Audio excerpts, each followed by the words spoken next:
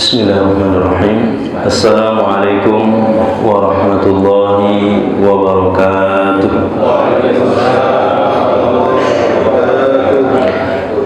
Alhamdulillah, alhamdulillahilladzi anzala as-sakinata fi qulubil mu'minin liyazdadu imanan ma'a imanihim. Asyhadu an la ilaha illallah wahdahu la syarika lah wa asyhadu anna Muhammadan abduhu wa rasuluh. Allahumma salli wa sallim ala nabiyyina Muhammad wa ala alihi wa ashabihi ajma'in. Yaqulu Allah tabaraka wa ta'ala fi kitabil karim. A'udzu billahi minasyaitonir rajim. Bismillahirrahmanirrahim. Ya ayyuhalladzina amanu taqullaha wal tanzur nafsum ma qaddamat lighad wattaqullaha innallaha khabirum bima ta'malun. Allahumma arhamna bil Qur'an. Alhamdulillah, berpun rahmat Allah Subhanahu wa taala, segala puji dan syukur mari senantiasa kita haturkan kehadirat Allah Subhanahu wa taala di pagi hari yang baik ini. Allah masih memberikan nikmat sehat, nikmat kesempatan, tentunya setelah nikmat iman dan Islam. Mudah-mudahan sekian banyak nikmat yang Allah berikan kepada kita, semua itu tidak menambah, tidak membawa kita kecuali semakin dekat dan taat kepada Allah Subhanahu wa taala. Kemudian salawat beriring salam tidak lupa kita sampaikan untuk uswah hasanah kita Nabi Muhammad sallallahu alaihi wasallam, untuk keluarga beliau, sahabat-sahabatnya, serta orang-orang yang senantiasa mengikuti petunjuk beliau hingga akhir zaman. Bapak Ibu hadirin hadirat yang dirahmati Allah Subhanahu wa taala, pagi hari ini kita sama-sama bermuhasabah, mengoreksi, mengingat kembali tentang apa yang sudah kita laksanakan dan apa yang akan kita laksanakan sebagai bekal kita menghadap Allah Subhanahu wa taala. Sebab di ayat yang tadi di awal kita bacakan dalam surat Al-Hasyr, Allah Subhanahu wa taala mengingatkan kepada kita, ya ayyuhalladzina amanu taqullaha wal tanzur nafsum ma qaddamat lighad. Hai orang-orang yang beriman, bertakwalah kepada Allah, dan hendaknya setiap diri, setiap jiwa melihat apa yang sudah dikerjakan untuk masa yang akan datang. Sehingga kita pahami bahwa ayat ini adalah perintah untuk selalu bermuhasabah, untuk selalu mengevaluasi diri tentang apa yang kita persiapkan untuk menghadap kepada Allah Subhanahu wa taala. Tentang hal ini selalu bermuhasabah, bahkan selalu hadir di dalam perasaan seorang sahabat yang mulia, yaitu Abu Hurairah radhiyallahu anhu. Kita tahu sahabat Abu Hurairah radhiyallahu anhu adalah sahabat Rasulullah sallallahu alaihi wasallam yang hidupnya, waktunya dibaktikan untuk Islam. Karena sahabat Abu Hurairah radhiyallahu anhu setelah memeluk Islam, maka kehidupannya dimanfaatkan untuk selalu menyertai, mendampingi Rasulullah sallallahu alaihi wasallam. Satu kesempatan yang sangat mulia yang ternyata di masa generasi setelahnya orang-orang merindukan, memimpikan untuk bisa hidup bersama dengan Rasulullah SAW. Maka sahabat Abu Hurairah radhiyallahu anhu selalu menyertai Rasulullah. Ternyata menyertainya beliau pada Rasulullah SAW adalah dalam rangka untuk menghimpun, menghafal, menyimpan hadis-hadis dari Rasulullah SAW, sehingga dalam relatif waktu yang sangat singkat bila dibandingkan dengan sahabat-sahabat yang lebih dulu memeluk Islam, ternyata beliau terhitung orang ranking pertama paling banyak meriwayatkan hadis. Hampir hadis-hadis di dalam kutubus sittah, di dalam Sahih Bukhari, di dalam Sahih Muslim dan kutubus sunan, kitab-kitab sunan, kita akan jumpai hadis-hadis itu banyak diriwayatkan oleh sahabat Abu Hurairah, sehingga saking banyaknya sahabat Abu Hurairah meriwayatkan hadis ini, kemudian menjadi satu bentuk iri dari orang-orang di luar Islam. Orang-orang di luar Islam, terutama orang-orang kalangan orientalis, mereka notabene non-muslim tetapi mendalami Islam untuk menghantam Islam. Ternyata mereka kaget melihat sosok pribadi Abu Hurairah. Ini orang Islamnya baru, bukan termasuk as-sabiqun al-awwalun, bukan termasuk minal muhajirin wal ansar, as-sabiqun al-awwalun minal muhajirin wal ansar, tetapi sahabat yang masuk Islamnya belakangan. Tetapi kenapa menjadi orang yang terbanyak meriwayatkan hadis? Maka dicarilah celah, dicarilah kelemahannya Abu Hurairah oleh orang-orang orientalis yang ternyata maksud tujuannya, kalau sahabat Abu Hurairah radhiyallahu anhu ini gugur kepribadiannya, disebutkan kekurangan-kekurangannya, maka orang kemudian akan tidak percaya kepada sahabat Abu Hurairah radhiyallahu anhu. Ketika tidak percaya kepada sahabat Abu Hurairah, maknanya mereka akan ragu sanksi dengan hadis-hadis yang diriwayatkan oleh sahabat Abu Hurairah radhiyallahu anhu. Walhasil tujuan mereka adalah menggugurkan sekian banyak hukum dan syariat di dalam agama karena diriwayatkan oleh sahabat Abu Hurairah. Bahkan cara seperti ini tidak hanya dari orang-orang orientalis, bahkan diikuti oleh orang-orang yang menginginkan modernisasi di dalam beragama. Ada seorang disebut dengan cendekiawan di Mesir bernama Abu Royyah. Beliau meneliti tentang sahabat Abu Hurairah radhiyallahu anhu, tetapi ternyata penelitian dia bukan menambah iman, bukan semakin takzim kepada sahabat Rasulullah SAW, bukan semakin cinta kepada sunnah Rasulullah SAW, tetapi ternyata justru mencari kelemahan sahabat Abu Hurairah. Maka disebutkanlah kekurangan-kekurangan Abu Hurairah, bahwa kebersamaannya sahabat Abu Hurairah bersama Rasulullah SAW itu hanya untuk sekedar mencari sesuap nasi. Buktinya beliau sehari-harinya kehidupannya dalam keadaan kekurangan. Sahabat Abu Hurairah ini orang yang asal muasalnya, bahkan namanya pun diriwayatkan sekian banyak, dijadikan kekurangan dan celah kelemahan bagi mereka. Maka Abu Royyah di dalam kitab-kitab hadis, di dalam kitab para ulama, dikisahkan akhir kehidupannya. Ternyata Abu Royyah akhir kehidupannya diperlihatkan oleh Allah Subhanahu wa taala akibat orang yang mencela sahabat Rasulullah SAW. Abu Royyah ketika sakit menjelang wafatnya, sakitnya dia dalam kondisi terbaring menghadap ke tembok dan mencakar-cakar tembok. Begitu dibalikkan tubuhnya oleh keluarganya, berubah wajah sekujur tubuhnya, berubah menjadi hitam gosong. Ini gambaran orang yang mencela sahabat Rasulullah SAW. Padahal sahabat Abu Hurairah radhiyallahu anhu adalah benteng,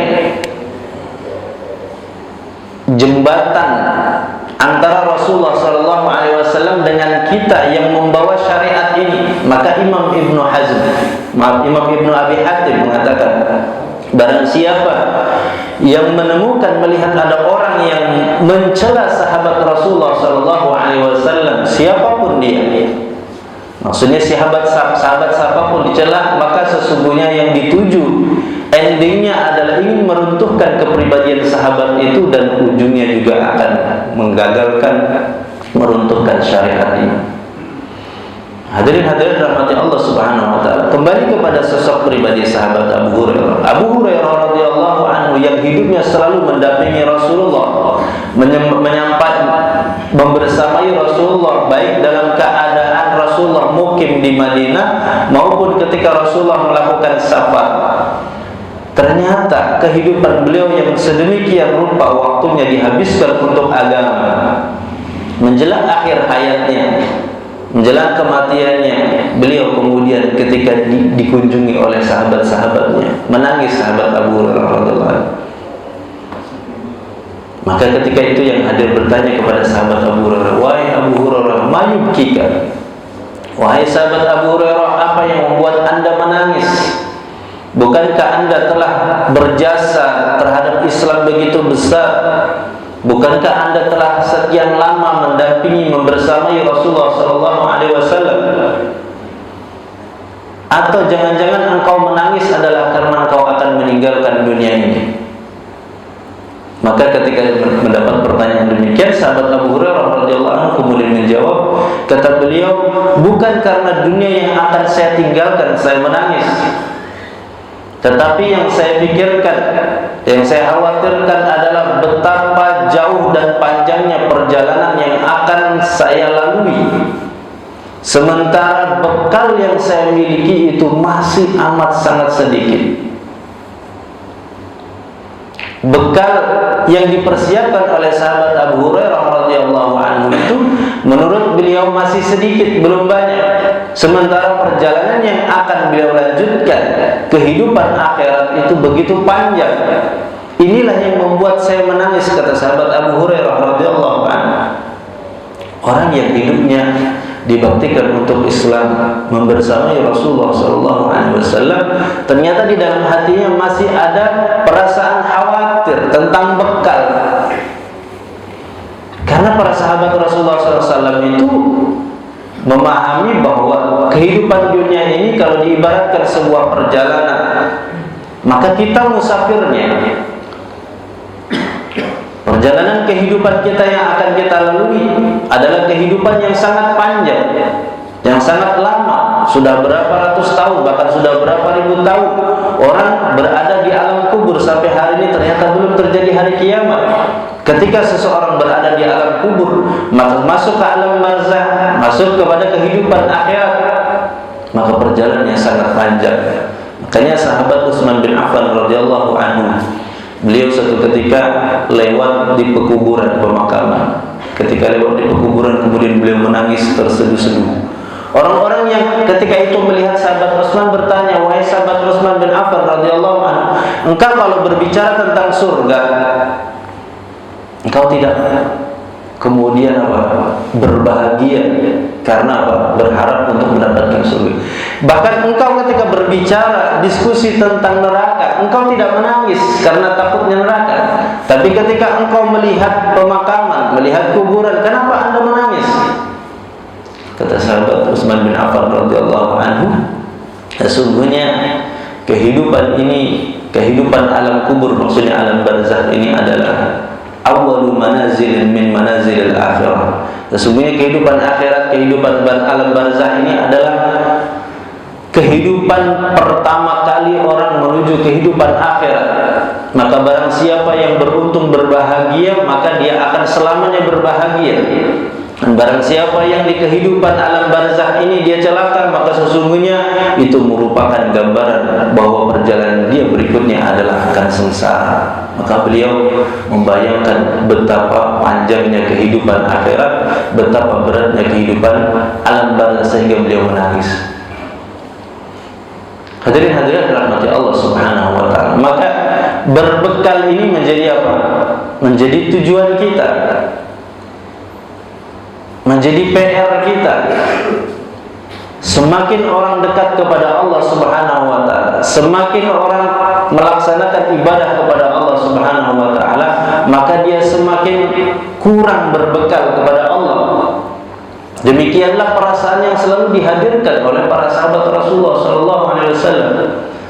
Semakin mereka dekat kepada Allah, semakin mereka umurnya berasa bertambah, maka mereka semakin muncul rasa khawatir jangan-jangan bekal yang sudah mereka dapatkan belum sebanyak atau belum maksimal. Ini tidak kita dapatkan hanya dari sahabat Abu Hurairah, tidak hanya kita dapatkan dari satu orang dua sahabat, tapi bahkan dari sekian banyak sahabat, dan mereka adalah orang-orang yang hidupnya sebenarnya sudah diberikan untuk Islam. Maka Bapak Ibu hadirin hadirat rahmati Allah Subhanahu wa taala, patut kita bermuhasabah. Ketika hari ini kita diberikan usia oleh Allah Subhanahu wa ta'ala sudah sekian puluh tahun. Sesungguhnya yang akan kita lalui itu adalah sisa, bukan memulai dari awal. Maka Rasulullah SAW menginformasikan kepada kita, kata Rasulullah SAW, a'maru ummati ma baina sittina ila sab'in wa qalilun man yujawwizu dzalik. Kata Rasulullah SAW, umur umatku ini berkisar antara 60 atau 70 tahun saja, dan sedikit yang lebih atau melewati dari itu. Maknanya Bapak Ibu rahmati Allah Subhanahu wa ta'ala, kalau kita hitung, kalau kita kembalikan kepada usia kita saat ini, insyaallah rata-rata yang hadir di sini insyaallah usianya di atas 40, 50, 60. Padahal Rasulullah telah menginformasikan kepada kita umur umat ini, kata Rasulullah SAW, antara 60 atau 70 tahun. Sedikit yang lebih dari itu. Kalaupun ada, adalah sedikit. Semakin bertambah umur kita, semakin bertambah usia kita, sesungguhnya kita tidak semakin kuat. Justru semakin bertambah umur kita, semakin bertambah usia kita, kita justru sedang menuju apa? Lemah, semakin lemah, semakin lemah. Mungkin kita pernah sampaikan atau belum hadis firman Allah Subhanahu wa ta'ala dalam surat Yasin. Surat yang familiar, sering kita dengar, sering kita baca. Di dalam surat Yasin itu Allah menyebutkan ayat yang berbunyi, awal wa man nu'ammirhu nunakkisu fil khalqi.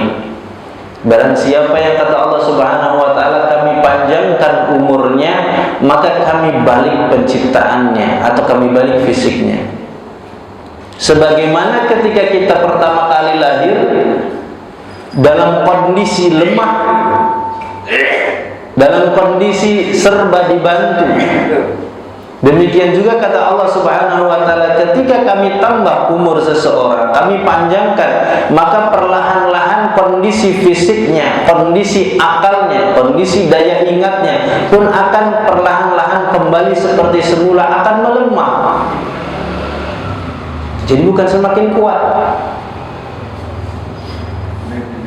Bahkan ada orang umur 80 tahun itu saja terkadang hanya cuma bisa beraktivitas di tempat tidur. Bahkan aktivitasnya cuma hanya apa? Menunggu waktu makan untuk diberi makan atau waktu sholat. Bahkan ada yang ternyata aktivitasnya hanya menggerakkan kedua mata saja. Usia 80. Bagaimana kalau usia 90? Bagaimana kalau usianya itu di atas 100 tahun? Sangat langka, sangat jarang, dan semakin bertambah umur dan usia seseorang bukan semakin kuat, daya ingatnya pun semakin lemah. Makanya Rasulullah SAW mengajarkan kepada kita sebuah doa manakala kita ditakdirkan oleh Allah kelak sampai pada usia lanjut, berlindung kepada Allah dari apa yang namanya penyakit pikun. Wa a'udzubika minal haram. Allahumma inni a'udzubika minal hammi wal hazan wal ajzi wal kasali wa a'udzubika minal haram. Ya Allah, aku berlindung kepada Engkau dari yang namanya gundah gulana, dan aku berlindung kepada Engkau dari yang namanya lemah dan malas. Berlindung kepada Engkau ya Allah dari yang namanya tidak ada obatnya penyakit pikun itu. Rasulullah berlindung kepada Allah demikian. Kenapa? Kalau orang sudah diuji oleh Allah Subhanahu wa ta'ala dengan yang namanya al-haram, saking beratnya ujian ini, terkadang yang tidak sanggup, yang tidak kuat menjalannya bukan justru yang punya fisik, tapi yang mendampingi, yang menemani. Kenapa? Orang kalau sudah pikun kan itu, sudah tidak ingat lagi apa yang dia perbuat, dia kerjakan, sudah tidak ingat lagi apa yang dia ucapkan. Maka Rasulullah SAW mengajarkan kita doa berlindung kepada Allah untuk selalu tidak diuji dengan yang namanya penyakit al-haram. Semakin tambah usia, semakin tambah umur, semakin lemah. Ada orang-orang tertentu dan sangat-sangat langka diberikan usia lanjut oleh Allah Subhanahu wa taala, itu kondisi fisiknya masih baik, tetapi bukan semakin baik. Karena jelas bertentangan dengan sunnah Allah tadi. Karena Allah menyatakan, "Wa man asdaqu minallahi haditsa wa man asdaqu minallahi qila." Siapakah yang lebih benar perkataannya selain Allah? Tentu tidak ada. Siapa yang lebih benar janji daripada Allah? Tentu tidak ada. Apa kata Allah Subhanahu wa taala? "Wa man nu'ammirhu nunakisu fil khalqi." Siapa yang kami panjangkan umurnya, maka kami balik kondisi fisiknya, kondisi ingatannya. Maka bagi rahmati Allah Subhanahu wa taala, ketika Allah menginformasikan demikian, Rasulullah sallallahu alaihi wasallam menginformasikan demikian, maka ketika Allah masih memberikan usia dan umur kepada kita, apa bekal yang akan kita persiapkan? Suatu ketika Fudail bin Iyad, seseorang yang hidup di masa generasi tabi'in, bertemu dengan seseorang. Lalu Fudail bin Iyad bertanya kepada orang tersebut, "Wahai si fulan, sudah berapa usia anda sekarang? Berapa umur anda sekarang?" Lalu orang tersebut dengan mantap menjawab, "Umur saya sekarang sudah 60 tahun." Mendengar demikian, maka Fudail bin Iyad mengatakan apa? Kalau anda sudah umurnya 60 tahun, berarti anda sudah cukup lama berjalan menuju kepada Allah. Sudah 60 tahun anda berjalan menuju Allah Subhanahu wa ta'ala, maknanya anda sudah akan hampir sampai. Bapak rahmati Allah Subhanahu wa ta'ala, kalau kita yang dapat jawaban seperti itu, kira-kira pasti terkejut kan? Wah, kita langsung apa? Langsung sadar, berarti tidak lama usia kita. Berarti kita sudah hampir berjumpa dengan Allah Subhanahu wa taala. Maka ini juga yang dirasakan oleh orang yang ditanya oleh Fudail bin Iyad tadi. Orang tadi mengatakan langsung spontan mengucap kalimat istirja, "Inna lillahi wa inna ilaihi raji'un." Kalimat istirja. Maka mendengar seperti itu, Fudail bin Iyad balik bertanya kepada orang tadi, "Wahai si fulan, anda mengucapkan kalimat istirja, inna lillahi wa inna ilaihi raji'un. Tahukah anda apa tafsir kalimat itu? Apa makna dari kalimat yang anda ucapkan?" Maka orang itu menjawab sebagaimana yang dia pahami.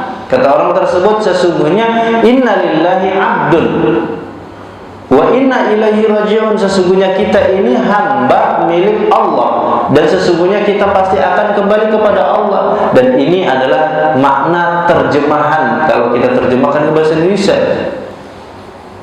Memang begitulah yang kita pahami. Maka mendengar demikian, apa kata Fudail bin Iyad? Barang siapa yang tahu bahwa dirinya adalah abdulillah, hamba Allah, maka hendaknya dia tahu bahwa sesungguhnya dia kelak akan dihadapkan kepada Allah Subhanahu wa ta'ala. Faman alima annahu abdun lillahi falya'lam annahu mawqufun. Barang siapa yang tahu bahwa dirinya itu adalah hamba milik Allah dan akan kembali kepada Allah, maka dia harus tahu bahwa dia akan dihadapkan di hadapan Allah. Wa man alima annahu mawqufun, dan barang siapa yang tahu bahwa dirinya akan dihadapkan ke hadapan Allah, falya'lam, maka hendaknya dia juga tahu bahwa dia mas'ulun, dia pasti akan ditanya oleh Allah Subhanahu wa ta'ala. Wa man alima annahu mas'ulun falyu'id nafsahu lil liqa. Barang siapa lisu'al, barang siapa yang tahu bahwa dirinya akan ditanya oleh Allah Subhanahu wa ta'ala, maka hendaknya dia menyiapkan diri jawaban untuk pertanyaan-pertanyaan tersebut. Bapak Ibu hadirin hadirat dirahmati Allah Subhanahu wa ta'ala, maka ketika Imam Fudail bin Iyad menjelaskan demikian, orang tersebut langsung bertanya, "Wahai Fudail bin Iyad, lalu apa saran yang engkau berikan kepadaku? Kalau demikian, saya sudah usia 60 tahun, saya harus mempersiapkan bekal sebagai jawaban kelak di hadapan Allah. Maka apa saran yang engkau berikan kepadaku?" Kata beliau, "Tuhsinu fima baqiya yughfar laka ma madha." fa innaka in asa'ta bima baqiya ukhitta bima madha wa bima baqiya. Wahai fulan, cara yang aku berikan, saran yang aku berikan kepada engkau adalah engkau berbuat baik atau memperbaiki amal di sisa-sisa umur yang masih Allah berikan. Dengan demikian niscaya Allah akan mengampuni dosa-dosa dan kesalahan-kesalahanmu yang telah lalu. Sebab kata beliau, jika Anda berbuat buruk, tidak memperbaiki amal, tidak meningkatkan amal, tidak berbekal banyak, maka sesungguhnya Allah Subhanahu wa ta'ala boleh jadi akan menghukum atas dosa-dosa dan kesalahan yang telah Anda lakukan dan yang akan Anda lakukan. Bapak Ibu hadirin hadirat dirahmati Allah Subhanahu wa ta'ala. Maka Imam Fudail bin Iyad pun menyebutkan bahwa sesungguhnya sebenarnya yang kita jalani ini adalah sisa-sisa umur. Makanya para salaf itu semakin tambah umur mereka semakin sedih, bukan semakin happy, bukan semakin senang. Karena apa? Yang mereka akan jalani adalah sisa-sisa. Sementara sisa-sisa itu adalah sangat menentukan. Makanya banyak hadis Rasulullah SAW menyebutkan innamal a'malu bil khawatim. Hanya saja amal seseorang itu yang paling menentukan itu adalah endingnya, di ujungnya nanti, di akhirnya. Ternyata hadis ini adalah sebenarnya hadis yang panjang dari potongan hadis dalam Sahih Bukhari, dalam Sahih Muslim yang menyebutkan kata Rasulullah SAW, ada orang yang beramal sepanjang kehidupannya, sebagian besar usianya dihabiskan untuk beramal dengan amalan penghuni surga, tetapi ternyata di ujungnya, endingnya orang tersebut meninggal dalam keadaan apa? Su'ul khatimah. Padahal kata Rasulullah SAW, saking tekunnya, saking banyaknya lamanya orang ini beramal dengan amalan penghuni surga, seakan-akan orang menganggapnya sudah tidak ada jarak lagi antara dia dengan surga. Tapi ternyata Allah takdirkan akhir kehidupannya adalah dia su'ul khatimah. Sebaliknya kata Rasulullah SAW, bisa jadi ada orang yang kehidupannya itu diawali dengan kehidupan penghuni neraka. Seakan-akan antara dia dengan neraka itu sudah tidak ada jarak lagi kecuali hanya satu jengkal. Tetapi Allah menakdirkan lain, di akhir hayat orang tersebut dalam keadaan husnul khatimah. Lalu Allah masukkan ke dalam surga. Di dalam hadis tadi Rasulullah menekankan tentang akhir khawatimul a'mal, ujung, akhir ending dari sebuah amal. Tapi jangan kemudian hadis ini difahami salah. Memahami salahnya bagaimana? Kalau ternyata ending, ujungnya itu di tangan Allah, kenapa orang harus repot-repot bersusah payah untuk beramal? Toh ternyata ujungnya, endingnya itu kembali kepada takdir Allah. Dan ternyata cara pemahaman seperti ini pernah juga terjadi di masa para sahabat. Orang datang kepada Umar bin Khattab radhiyallahu anhu, "Wahai Umar bin Khattab, kalau ternyata di dalam hadis Rasulullah dinyatakan bahwasanya ujung akhir kehidupan seseorang itu sangat menentukan, bahkan ada orang yang awalnya baik, akhirnya su'ul khatimah, awalnya buruk, ujungnya husnul khatimah, lalu apa fungsinya orang beramal? Apa fungsinya orang beribadah?" Maka kata sahabat Umar bin Khattab radhiyallahu anhu, "I'malu fa kullun muyassarun lima khuliqa lahu." Berbuatlah, beramallah, beribadahlah, karena setiap orang ditakdirkan oleh Allah Subhanahu wa ta'ala sesuai dengan yang Allah mudahkan baginya. Maknanya apa? Ketika seseorang dimudahkan oleh Allah berbuat baik, berbuat ketaatan, amal soleh, berbekal untuk akhirat, maka mudah-mudahan ini takdir yang telah Allah tetapkan berkesesuaian dengan apa yang kita lakukan, sehingga kita patut untuk apa? Untuk menjaga, memelihara. Mudah-mudahan inilah takdir yang Allah takdirkan untuk kita sampai ujung, sampai akhir hayat kita selalu berada di atas kebaikan.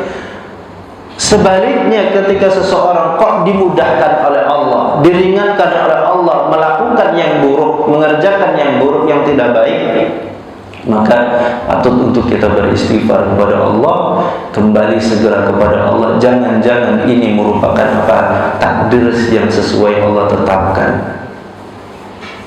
Maka i'malu, kata sahabat Umar bin Khattab radhiyallahu anhu, beramallah, berbuatlah. Ketika Allah mudahkan, mudah-mudahan ini takdir Allah sampai akhir hayat. Makanya kata Imam Imam Nawawi ketika menjelaskan hadis ini, apa yang disampaikan oleh Rasulullah, ada orang awalnya baik, akhirnya su'ul khatimah, ada orang awalnya buruk, ujungnya husnul khatimah. Ini qillah, kata beliau. Apa qillah itu? Jarang, sedikit. Yang banyak itu dari awal orang baik, maka ujungnya, endingnya juga baik.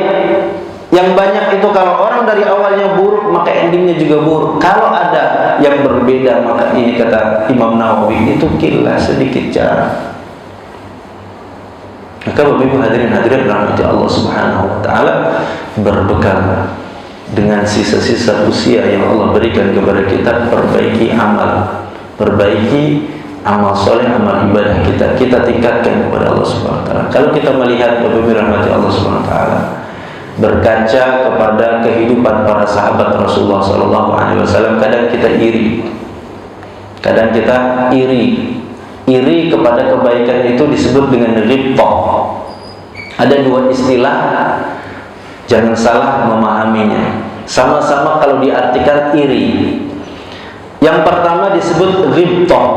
Ghibthah itu orang iri kepada orang lain karena orang lain itu berbuat kebaikan, wabil khusus untuk akhirat. Dan di dalam hati orang yang iri itu tidak ada keinginan agar kebaikan yang dimiliki oleh saudaranya itu hilang darinya, luput darinya. Ada si A iri kepada si B karena si B ini punya kelebihannya tentang akhirat, entah itu amalnya, hartanya, ibadahnya atau apa. Tapi si A iri kepada si B, tidak ada di dalam hatinya agar kebaikan kelebihan si B ini hilang. Itu namanya ghibthah. Ini diperintahkan di dalam agama, dianjurkan oleh agama, dan banyak terjadi di kalangan para sahabat Rasulullah SAW. Sedangkan yang kedua, iri juga diartikannya, namanya hasad. Hasad ini apa? Iri kepada orang lain tetapi terkait dengan kelebihan urusan dunia. Dan irinya orang tersebut disertai di dalam hatinya agar kelebihan saudaranya itu hilang atau rusak darinya. Ini yang tercela. Ini yang tidak dibolehkan, dilarang oleh agama. Tapi yang diperintahkan, dianjurkan adalah ghibthah tadi.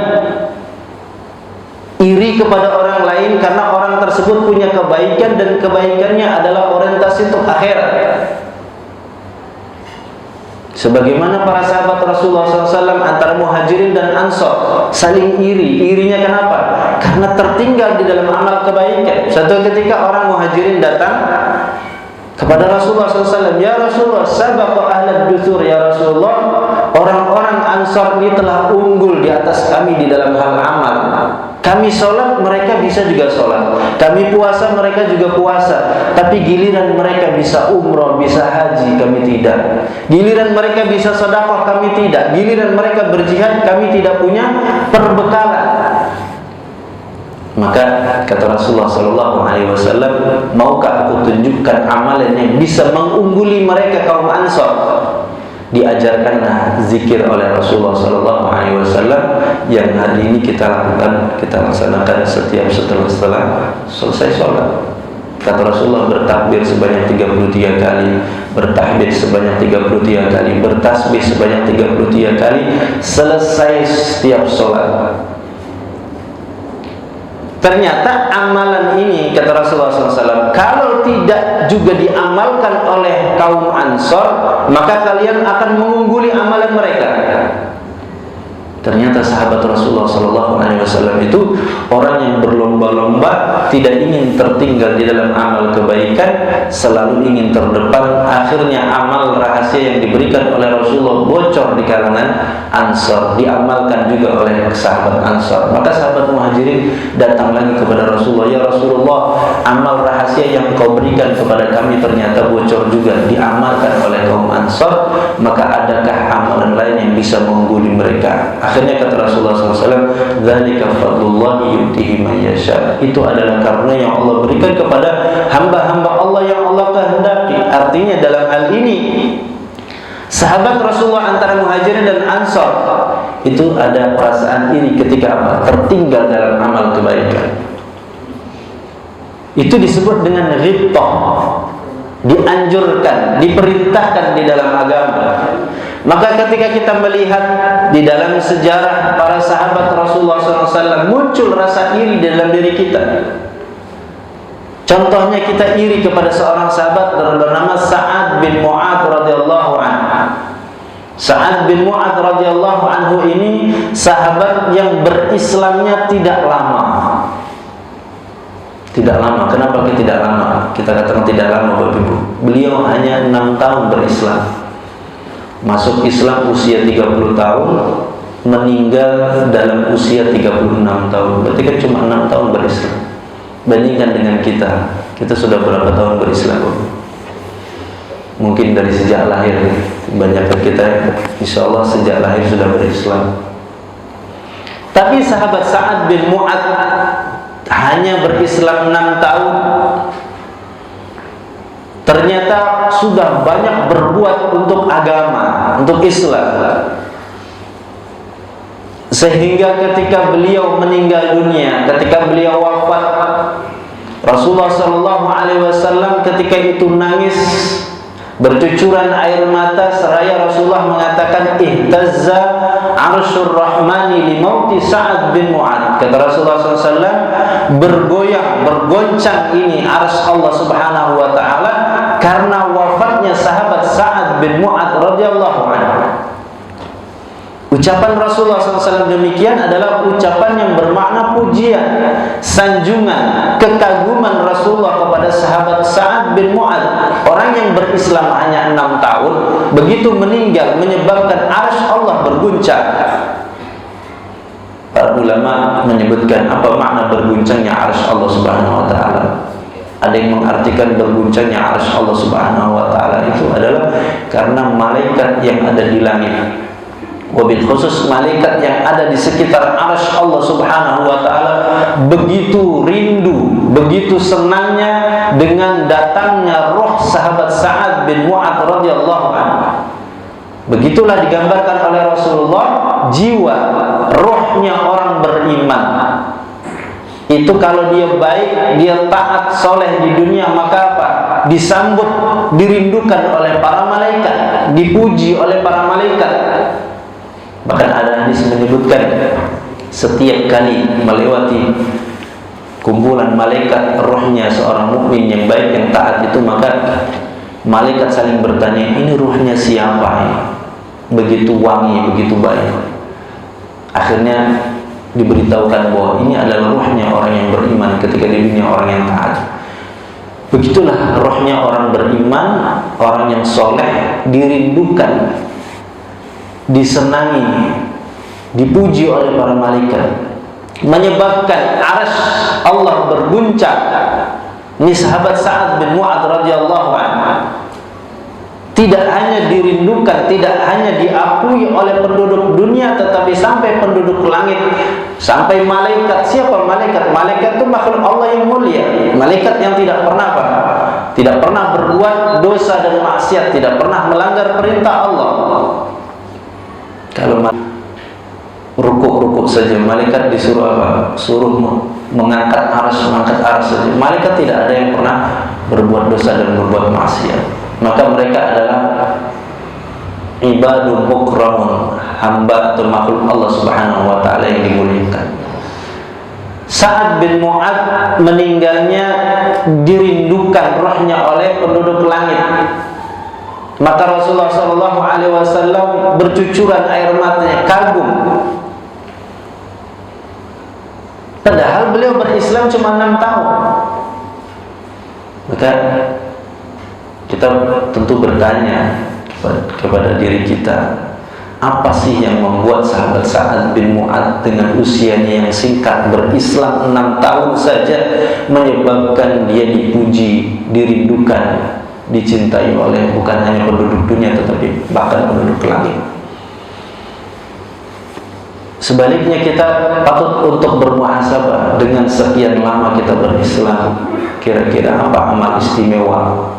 Kira-kira apa ibadah istimewa yang kalaupun malaikat tidak kemudian merindukan kedatangan kita, minimal ketika kita berhadapan dengan Allah bisa kita banggakan. Bapak-ibu hadirin rahmati Allah Subhanahu wa taala, ternyata luar biasa ini sahabat Sa'ad bin Mu'adz radhiyallahu anhu. Beliau ini usia 30 tahun tetapi sudah menjadi pemimpin kaum Aus. Kita kenal di dalam Islam, di Madinah itu ada 2 suku terbesar. Satu namanya suku Aus, yang kedua suku Khazraj. Suku Aus pemimpinnya adalah sahabat Sa'ad bin Mu'adz yang usianya masih 30 tahun. Untuk hari ini usia yang sangat-sangat muda. Bahkan hari ini orang banyak usia 30 tahun masih belum tahu tentang jati dirinya. Hari ini anak-anak usia 30 tahun masih apa? Masih hidupnya dipenuhi dengan kegalauan. Usia 30 tahun hari ini masih kekanak-kanakan. Bayangkan sahabat Sa'ad bin Mu'adz usia 30 tahun sudah menjadi pemimpin suku Aus, suku terbesar di Madinah. Ketika beliau memeluk Islam, keislaman beliau tidak cukup hanya untuk dirinya sendiri. Bukan hanya diperuntukkan yang penting saya berislam, yang penting saya baik, orang lain terserah, tidak. Tapi dia kumpulkan seluruh sukunya. Dia kumpulkan, setelah mereka berkumpul maka dia sampaikan, wahai sukuku, wahai kaumku, adakah keburukan yang engkau lihat dari diriku? Ternyata ini sahabat Sa'ad bin Mu'adz 30 tahun bersama sukunya, bersama kabilahnya, adalah orang yang terbaik, orang yang terhormat. Mereka tidak sanggup menyebutkan satu pun kekurangan. Bayangkan kalau kita hari ini, kita kumpulkan keluarga kita, lalu kita tanya, apa kekurangan kita?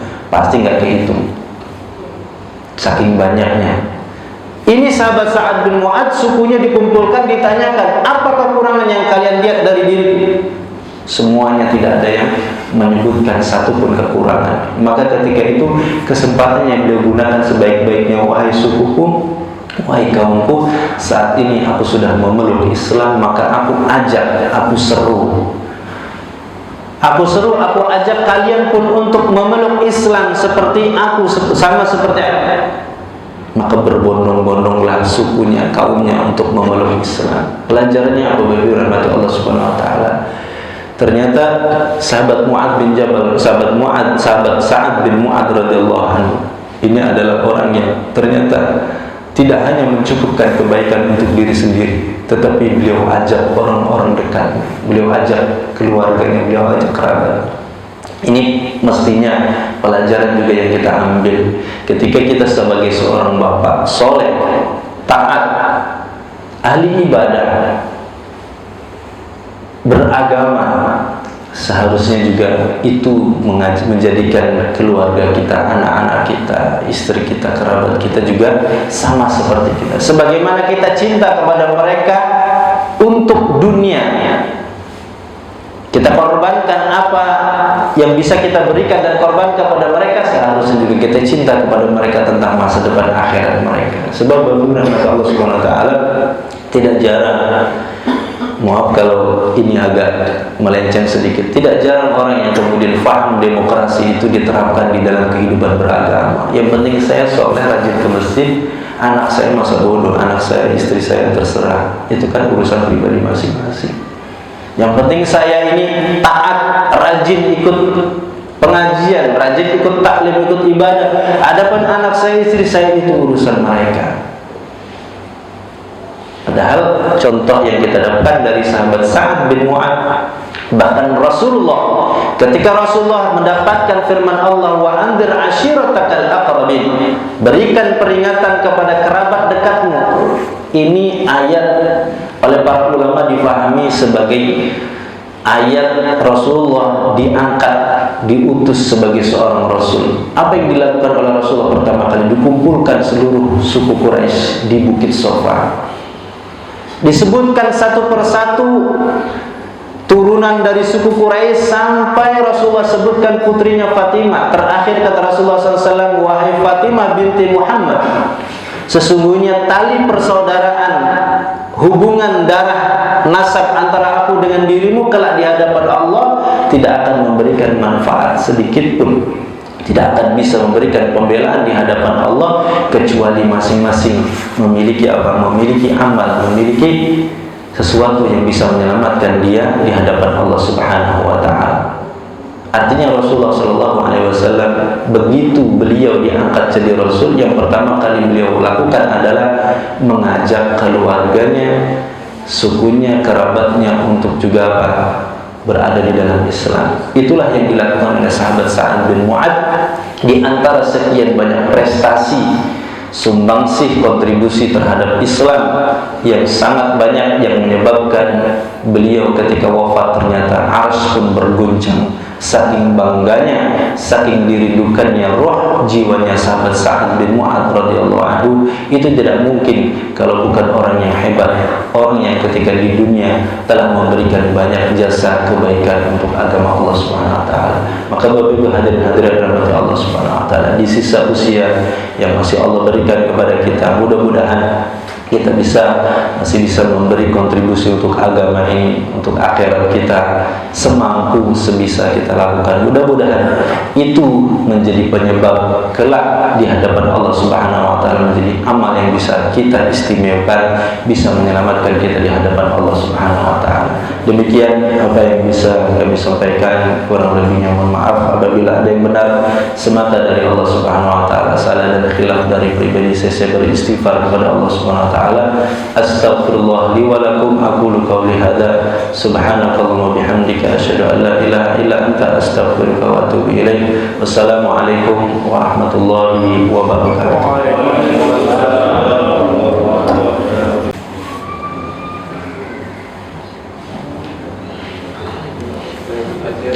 Silakan.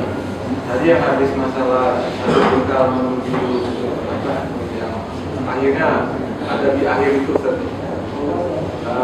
doa apa yang cek dapat dari orang yang suruh untuk Fatimah itu tadi? Contohnya dia suruh dari awal amalnya baik, tapi di akhir malah suruh Fatimah. Ya. Ya, ini ada pertanyaan dari Bapak tadi. Kan saya tadi menyampaikan hadis riwayat Imam Muslim atau riwayatkan juga oleh Imam Bukhari, berarti hadisnya sahih. Di situ digambarkan, hadisnya cukup panjang sebenarnya, tapi poin yang kita sampaikan tadi bahwa ada dua kondisi. Yang satu, orang dari awal atau sepanjang hidupnya dia beramal kebaikan sampai antara dia dengan surga seakan-akan hanya sejengkal lagi saja, tapi ternyata endingnya dia menjadi penghuni neraka. Sebaliknya, ada orang yang ternyata di awal buruk, tapi ternyata endingnya malah masuk surga. Yang ditanyakan yang pertama apa yang kedua nih, Pak? Yang awalnya baik akhirnya buruk. Satu bagian. Yang awalnya baik ujungnya buruk. Ya, awalnya baik. Yang awalnya baik ujungnya buruk tadi. Pertama, takdir Allah Subhanahu wa taala menentukan bahwa orang tersebut ternyata di Lauhul Mahfuz, di sana sudah ditetapkan menjadi penghuni neraka. Sehingga menyebabkan, tadi saya sampaikan, sahabat pun bingung memahami hadis ini. Kalau memang orang takdirnya sudah Allah tetapkan dan itu tidak bisa dirubah, lalu apa fungsinya beramal? Maka oleh Umar bin Khattab diberikan ibaratnya kisi-kisinya, ya, gambarannya, bahwa orang itu ketika Allah mudahkan di dunia ini berbuat kebaikan, maka mudah-mudahan ini sesuai dengan takdir yang telah Allah tetapkan. Tetapi kalau ternyata orang ini berbuat buruk pun boleh jadi sesuai dengan takdir yang telah Allah tetapkan. Itu yang pertama. Yang kedua, kata Imam Nawawi diantaranya, yang disebutkan oleh Rasulullah SAW itu kilah, sedikit. Ada orang awalnya baik, ujungnya husnul khatimah itu jarang, sedikit. Contohnya di zaman Rasulullah SAW bisa dihitung dengan jari. Ada orang namanya Rajal bin Unfuah. Rajal bin Unfuah ini luar biasa, orang yang ahli agama. Ketika Rasulullah wafat, diganti oleh sahabat Abu Bakar, muncul orang ngaku nabi baru namanya Musailamah Al-Kadzdzab. Pengikutnya banyak. Jadi kalau hari ini ada orang ngaku nabi itu jangan heran, zaman dulu sudah ada. Maka Abu Bakar radhiyallahu anhu ingin mengembalikan Musailamah Al-Kadzdzab ini supaya kembali ke jalan yang lurus. Cuma pasukannya begitu banyak, pengikutnya begitu banyak, dan ini pandai dia ini berbicara. Rajal bin Unfuah izin kepada Abu Bakar, wahai Abu Bakar, biar tunjuk saya saja, saya dakwah, saya menasihati, saya mengingatkan dia. Sudah diingatkan oleh sahabat Abu Bakar, ini bukan orang sembarangan, ini Musailamah Al-Kadzdzab. Karena dalam riwayat, dalam sejarah beliau disebutkan bisa bikin-bikin ayat, walaupun ayat itu didengarnya lucu. Contohnya al-fil, gajah. Kalau dikatakan mal-fil, apakah gajah itu? Wa ma adraka mal-fil, tahukah Anda apa gajah? Kan lucu didengar. Katanya ingin nyanyi surat al-fil. Padahal kalau Al-Quran itu diulang-ulang pun ayatnya dengan lafaz yang sama, bukan lucu, tapi apa? Semakin membuat kita merenung. Maka Al-Quran nggak bisa dibuat-buat. Musailamah Al-Kadzdzab berani buat ayat tandingan. Maka Rajal bin Unfuah diingatkan oleh Abu Bakar, ini bukan orang sembarangan, ini orang kuat, jago bicara. Makanya pengikutnya banyak. Tapi Rajal bin Unfuah tetap maksa. Akhirnya diizinkan oleh sahabat Abu Bakar, diperintahkan untuk berangkat. Begitu sampai di depan Musailamah Al-Kadzdzab, yang terjadi pada sahabat Rajal bin Unfuah itu kagum. Ternyata Musailamah Al-Kadzdzab orang hebat, pengikutnya begitu banyak, begitu besar. Dia orang yang juga berbicaranya bisa menghipnotis banyak orang. Akhirnya ujungnya Musailamah Al-Kadzdzab Rajal bin Unfuah bukan mendakwahi, menasehati Musailamah Al-Kadzdzab, justru malah bergabung ikut di barisan Musailamah Al-Kadzdzab. Ini ternyata sudah diramal oleh Rasulullah jauh sebelum Rasulullah wafat. Dalam satu majelis Rasulullah SAW ketika kumpul dengan para sahabat, ada sahabat Abu Hurairah, ada tadi Rajal bin Unfuah dan sahabat-sahabat yang lain. Kata Rasulullah, nanti ada di antara kalian, Rasulullah menyebut di antara kalian, di antara kalian ada yang nanti di neraka giginya sebesar gunung Uhud. Ini bahasa celaan dari Rasulullah. Maka sahabat Abu Hurairah begitu takut dengan hadis ini. Setiap saat Abu Hurairah itu memperhatikan dari yang hadir di majelis itu siapa-siapa saja dan siapa-siapa yang sudah meninggal dunia sebelum Rasulullah wafat. Semakin dari yang hadir tadi meninggal, Abu Hurairah makin takut, jangan-jangan yang dimaksud Rasulullah adalah dirinya. Sampai Rasulullah SAW wafat, tinggal dua, Abu Hurairah dengan Rajal bin Unfuah yang masih hidup. Makin takut sahabat Abu Hurairah. Ternyata ketika peristiwa Musailamah Al-Kadzdzab mengaku Nabi, Rajal bin Unfuah bergabung dengan pasukannya Musailamah. Di situ Abu Hurairah baru lega. Ternyata dia bersyukur bukan dirinya yang dimaksud Rasulullah. Maka Rajal bin Unfuah bergabung dengan Nabi palsu Musailamah Al-Kadzdzab, bahkan jadi bala tentaranya, berperang melawan rombongan pasukan yang dipimpin oleh Abu Bakar radhiyallahu anhu. Untuk apa? Untuk mengingatkan, memerangi Musailamah Al-Kadzdzab, dan terbunuh, meninggal berada di barisannya Musailamah Al-Kadzdzab. Itu cerita tentang ada orang awalnya baik, ujungnya bisa dihitung dengan jari. Makanya kalau kata Imam Nawawi, killah sedikit. Yang banyak itu orang yang awalnya baik, ujungnya baik. Awalnya buruk, ujungnya juga buruk. Ini yang banyak, yang mayoritas. Atau ada juga yang menafsirkan hadis tadi, awalnya baik, ujungnya buruk. Awalnya baik, awalnya buruk, ujungnya buruk, ujungnya baik. Itu adalah orang yang ketika beramal hanya berharap semata-mata bukan karena Allah Subhanahu wa taala. Orang yang amalannya dipenuhi dengan perbuatan riya. Orang melihatnya dia berada di atas kebaikan, amal untuk akhirat, tetapi ternyata orang tersebut amalnya untuk manusia. Maka ini juga di antara tafsir. Maka ada 3 tadi. Pertama, lihat dimudahkan kita oleh Allah yang mana. Yang kedua, itu killah, sedikit cara. Yang ketiga, hati-hati dengan yang namanya riya di dalam beramal. Ingin mendapatkan pujian, ingin mendapatkan sanjungan, ingin dielulukan oleh manusia dan seterusnya. Itu penjelasan yang disebutkan oleh para ulama tentang hadis tadi. Maka bagi kita pesan Umar bin Khattab tadi, iman, berbuat beramal. Berbuat beramal.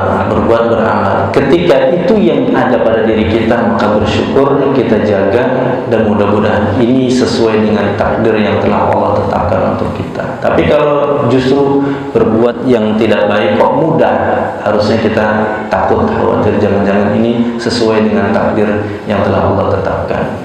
Wallahu a'lam bishawab. Cukup. Baik, tadi sudah kita tutup dengan doa kafaratul majlis. Subhanallah wa bihamdika, asyhadu an la ilaha illa anta, astaghfiruka wa atubu ilaik. Assalamualaikum warahmatullahi wabarakatuh.